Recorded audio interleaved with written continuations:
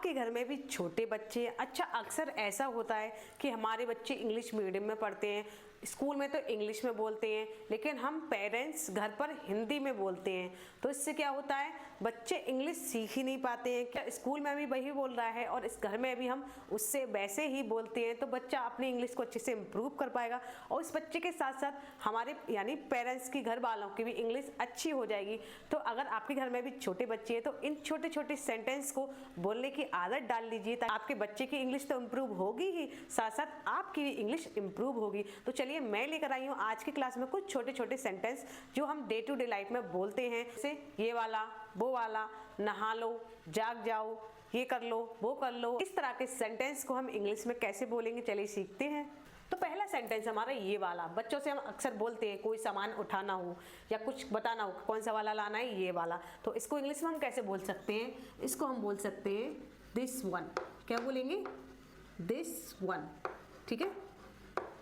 कोई सामान उठाना हो, ये वाला यानी दिस वन। फिर वो वाला, तो बच्चों को ये भी समझा दें, अगर कोई दूर है, हम कोई चीज़ दूर देख रहे हैं, तो हम ये भी समझाएं कि अगर कोई चीज़ दूर है तो उसको हम दैट बोलेंगे। क्या बोलेंगे, दैट बोलेंगे। तो अगर कोई चीज़ दूर है, हम उससे मंगा रहे हैं, तो हम उसको बोलेंगे दैट वन।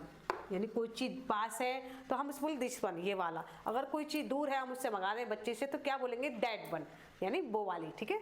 फिर इसे करो, इसे करो, डू इट, इसे करो, इसको क्या बोलेंगे, डू इट, ठीक है।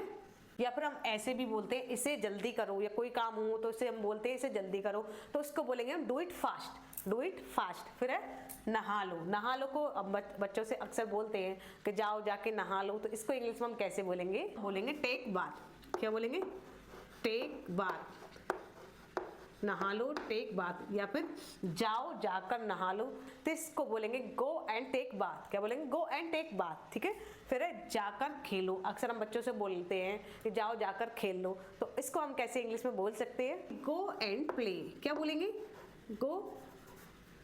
गो एंड प्ले, जाओ जाकर खेल लो।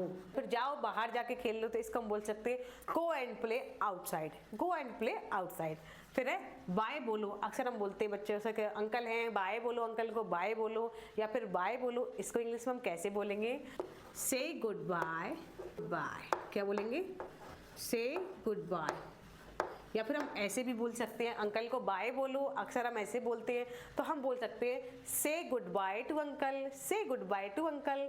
फिर नेक्स्ट सेंटेंस है एक निवाला खा लो, यानी बच्चों से हम बोल रहे हैं, बच्चे खाना नहीं चाहते, चलो एक ही निवाला खा लो, तो इसको हम इंग्लिश में कैसे बोल सकते हैं, तो इसको हम बोल सकते हैं टेक ए बाइट। क्या बोलेंगे, टेक ए बाइट, ठीक है। एक निवाला खा लो, टेक ए बाइट। या फिर थोड़ा सा टेस्ट करके देख लो, तो इसको हम बोले टेस्ट इट। क्या बोल सकते हैं, टेस्ट इट। नेक्स्ट सेंटेंस, एक घूंट पी लो। अक्सर हम बच्चों से बोलते हैं, कोई चीज़ है, जूस है, दूध है, नहीं पी रहे हैं, तो हम बोलते हैं चलो एक ही घूंट पी लो, सब पी लो या एक घूंट पी लो, तो इसको इंग्लिश में कैसे बोलेंगे, इसको बोलेंगे हम take a sip, take a sip, यानी एक घूंट पी लो, टेक ए सिप, ठीक है। फिर है कभी नहीं, कोई काम अगर हम मना कर देते किसी चीज़ को, कभी नहीं, बच्चा कहता है मम्मा मैं खेलने जाऊं या फिर मैं ये गेम खेल लूं, अगर हमें मना करना हो तो हम क्या बोलेंगे इंग्लिश में, नेवर। क्या बोलेंगे, नेवर, ठीक है, नेवर यानी कभी नहीं। इससे साफ करो, अक्सर हम बच्चे से कुछ भी साफ करने के बोलते, इसको इंग्लिश में कैसे बोलेंगे, क्लीन इट, क्लीन इट। क्या बोलेंगे, क्लीन इट। या फिर कुछ और भी बोल सकते हैं, ये टेबल को साफ करो, यानी मेज को साफ करो या कुर्सी को साफ करो, तो इसको बोल सकते हैं clean it chair, clean it table, तो इसको हम ऐसे बोल सकते हैं। फिर अगला, यानी कोई बात नहीं, बच्चे अक्सर गलती कर देते हैं कि तो माँ बाप अक्सर बोलते हैं कोई बात नहीं, हो गया तो हो गया, कोई बात नहीं, तो इसको इंग्लिश में हम कैसे बोलेंगे, नेवर माइंड। क्या बोलेंगे, नेवर माइंड, कोई बात नहीं, नेवर माइंड। या फिर हम ऐसे भी बोल सकते हैं इट्स ओके, कोई बात नहीं, इट्स ओके, ठीक है। इसे दोहराओ, इसको हम इंग्लिश में कैसे बोलेंगे, तो बोलेंगे रिपीट इट, रिपीट इट, या इसे दोहराओ। या अक्सर हम बोलते हैं बच्चों से कि मेरे बात दोहराओ, तो इसको इंग्लिश में कैसे बोलेंगे, repeat it before me, repeat it before me, इसको हम इंग्लिश में ऐसे भी बोल सकते हैं। फिर से कोशिश करो, कोई काम बच्चों पर नहीं हो रहा है तो अक्सर हम बोलते हैं कोई बात नहीं, फिर से एक बार फिर से कोशिश करो, हो जाएगा, तो हम कैसे बोलेंगे इसको इंग्लिश, इसको इंग्लिश में बोलेंगे हम ट्राई अगेन। क्या बोलेंगे, ट्राई अगेन, फिर से कोशिश करो। जैसे जाग जाओ, बच्चों को हम उठाते हैं अक्सर, एक होता है उठ जाओ और एक होता है जाग जाओ। अगर हम कहेंगे उठ जाओ तो बच्चों को बोलेंगे गेट अप, और अगर हम सोते हुए बच्चे को जगाना है तो हम उससे कैसे बोले, तो क्या बोलेंगे, वेक अप, जाग जाओ, वेक अप। ठीक है। अपनी किताबें बैग में रखो। ज़्यादातर बच्चों से बोलते हैं, स्कूल जाते हैं या फिर पढ़ाई करते हैं तो किताबें बच्चे फैला देते हैं अक्सर, तो उनसे हम बोलते हैं कि अपनी किताबें बैग में रखो। तो इसको इंग्लिश में हम कैसे बोल सकते हैं, तो उसको हम बोल सकते हैं put your books, put your books,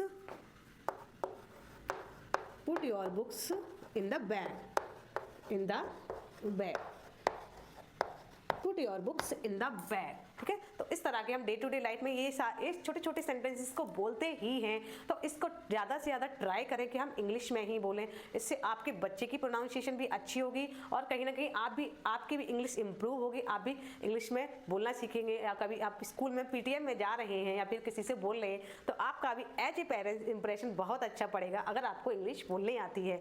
तो आई होप आज की क्लास आपको अच्छी लगी होगी। आज के जो सेंटेंस हैं वो बच्चों के लिए और पेरेंट्स के लिए यानी घर वालों के लिए सबके लिए इंपॉर्टेंट है। तो क्लास पसंद आई है तो वीडियो को लाइक कीजिए, शेयर कीजिए एंड प्यारा सा कमेंट जरूर कीजिए। और